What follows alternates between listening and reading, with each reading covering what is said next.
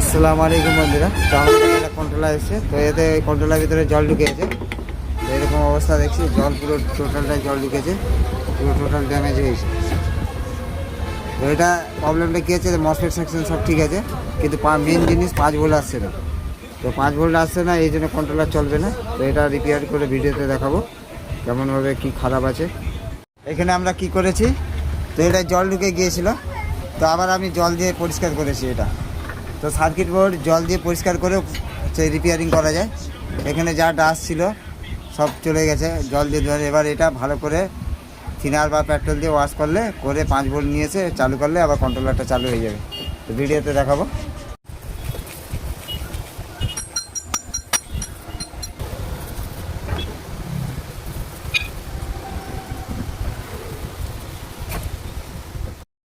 তো ওখানে এই ক্যাপাসিটারটা এখানে ফায়ারিং মেরে দিয়েছে, আর এখানে ডাই সোল্ডারিং হয়েছে।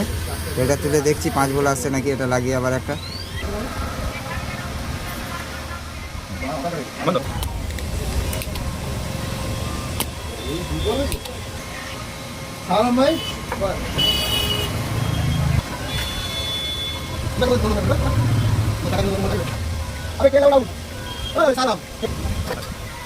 তো এখানে 5 ভোল্ট আসছিল না, তো এখানে 5 ভোল্ট এসে গিয়েছে। তো এই একটা ক্যাপাসিটার ডাই সোল্ডারিং হয়ে গিয়েছিলো আর জল ঢুকে গিয়েছিলো বলে আসছিল না। তো এখানে সেন্সারেও দেখাচ্ছি। তো এই কন্ট্রোলারটা আবার চালু হয়ে যাবে, তো চালু করে দেখাবো। আচ্ছা, এই মোটরটা চালু হয়ে গেছে। যদি ভিডিও ভালো লাগে তাহলে লাইক সাবস্ক্রাইব কমেন্ট অবশ্যই করবেন। ধন্যবাদ।